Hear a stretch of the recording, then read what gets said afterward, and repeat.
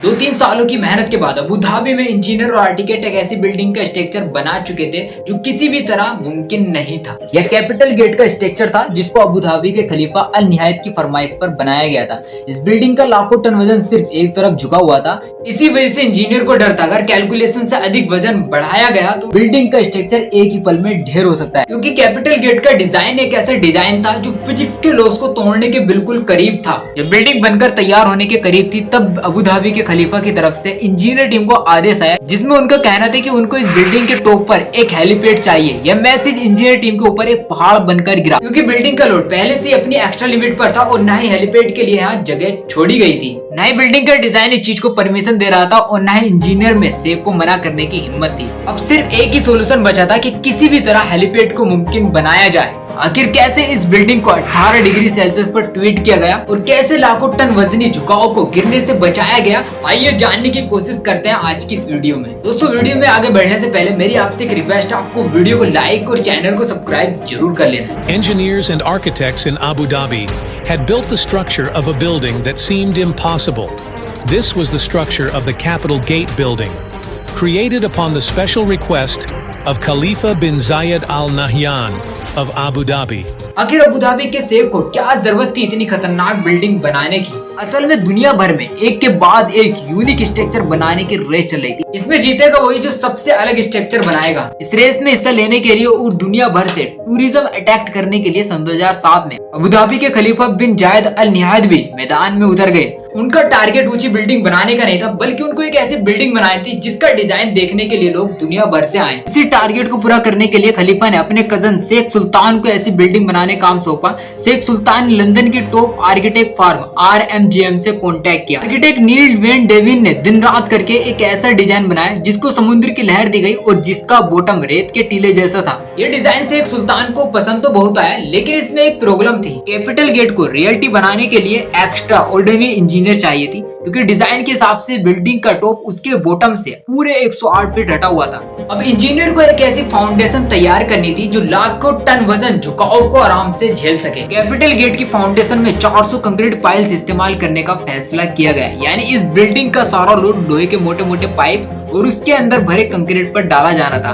और जिस side building झुकेगी उसके नीचे 200 पाइप्स लगाए गए। दूसरी साइड वाले पाइप्स की लाइन ज्यादा रखी गई, जिनको जमीन के अंदर ही मौजूद बड़े बड़े पत्थर में डालकर घुसाया गया। फाउंडेशन के लिए बहुत बड़े लेवल पर खुदाई की जरूरत थी। तकरीबन 9600 टन मिट्टी जमीन से निकालनी थी, यानी जमीन से निकलने वाली मिट्टी का वजन 1600 हाथियों के बराबर था। फाउंडेशन को बनाने के लिए 8 महीने का टाइम रिक्वायर्ड था, लेकिन अचानक एक और मसला आकर खड़ा हुआ। इस मौके पर शेख सुल्तान ने इस बिल्डिंग का डेडलाइन जारी कर दी थी, क्योंकि ठीक 2 साल के बाद अबू धाबी में फ्यूचर एनर्जी समिट हो रहा था। इसलिए खलीफा चाहते थे कि इस एनर्जी समिट से पहले बिल्डिंग कंप्लीट कर ली जाए। अब इंजीनियर के पास 24 महीने का टाइम बचा था, जिसमें उन्हें फाउंडेशन भी डालनी थी, बिल्डिंग भी खड़ी करनी थी और इंटीरियर का काम भी कंप्लीट करना था। और पूरी इंजीनियर टीम में एक अफरा तफरी सी मच गई थी। जिस फाउंडेशन में 8 महीने का टाइम रिक्वायर्ड था, उसको दिन रात करके सिर्फ 3 महीने में ही कंप्लीट कर दिया गया, क्योंकि इसके अलावा और कोई ऑप्शन भी नहीं था। और इस तरह से फाउंडेशन पूरी तरीके से कंप्लीट भी हो गया था। अब उनका टारगेट था टावर की एक्सट्रैक्शन स्टार्ट करने का,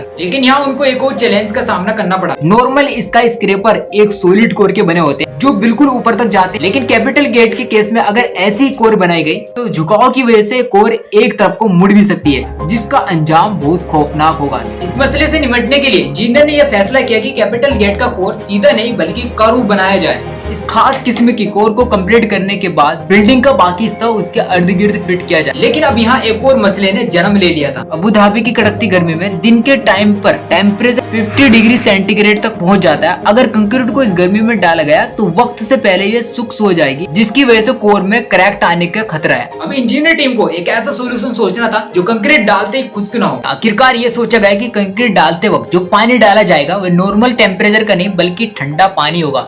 जिस टाइम पर कंक्रीट डाली जाएगी वह दिन का टाइम नहीं बल्कि रात का टाइम होगा, जब टेम्परेचर 30 डिग्री सेंटीग्रेड तक पहुंच जाता है। इस काम को करने के लिए आइस फैक्ट्री से बर्फ मंगाई गई, जिसको पिघलाकर ठंडे पानी के तौर पर सीमेंट और पत्थरों के साथ मिलाकर कंक्रीट मिक्सर बनाया जाना था। तकरीबन 150 रातें यानी 5 महीने लगाकर कैपिटल गेट का कोर कंप्लीट कर लिया गया। इंजीनियर टीम ने कोर को तो थोड़ा कर्व शेप दे दिया था, मगर अब बारी थी बिल्डिंग के असली झुकाव की, जिसके लिए डायरेक्ट टेक्नोलॉजी का इस्तेमाल होना था, जिसमें लोहे से बना फ्रेम छोटे छोटे हिस्सों में कोर में लगाकर बिल्डिंग को झुकाया जाना था। टोटल 720 लोहे के बड़े बड़े फ्रेम बनाए गए, जिनको बिल्डिंग के झुकाव की वजह से हर एक फ्रेम का अलग अलग डिजाइन किया गया। यानी टोटल 720 लोहे के हर एक फ्रेम का वजन 16,000 केजी। हर एक फ्रेम की शेप एक दूसरे से अलग होगी। इस काम को अंजाम देने के लिए शारजा की एक स्टील मैन्युफैक्चरिंग कंपनी को टास्क दिया गया, क्योंकि हर एक फ्रेम की शेप एक दूसरे से अलग थी। इसी वजह से पूरे 720 फ्रेम कंप्लीट करने में उनको 5 महीने का टाइम लग गया था। आखिर वर्कर की अंत मेहनत के बाद कैपिटल गेट का डायग्रेड भी पूरी तरीके से कंप्लीट हो गया था और साथ साथ विंडो पैनल लगाने का भी काम चल रहा था।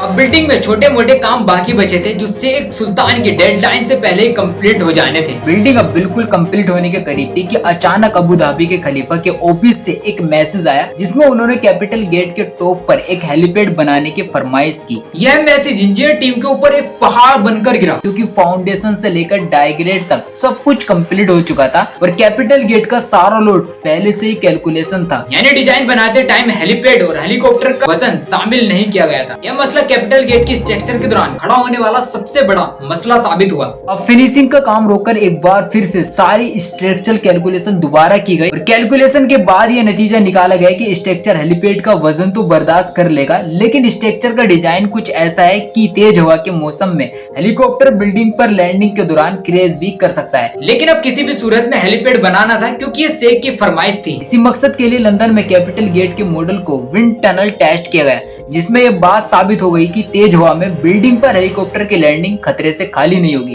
विंड इंजीनियर लिंगटन ओरलियस ने यह सजेशन दी कि अगर हेलीपैड के डिजाइन में कुछ चेंजिंग की जाए और हेलीपैड की ऊंचाई को 2 मीटर तक कम किया जाए, तब जाकर यह प्रॉब्लम काफी हद तक कम हो सकती है। मॉडल में हेलीपैड का डिजाइन चेंज किया गया और इंजीनियर की सजेशन सच साबित हुई और कैपिटल गेट पर हेलीपैड बनाना स्टार्ट कर दिया गया और बिल्डिंग को वक्त से पहले ही कंप्लीट कर लिया गया। आई होप आपको ये वीडियो बहुत पसंद आई होगी। आप इस वीडियो को लाइक और चैनल को सब्सक्राइब जरूर करें।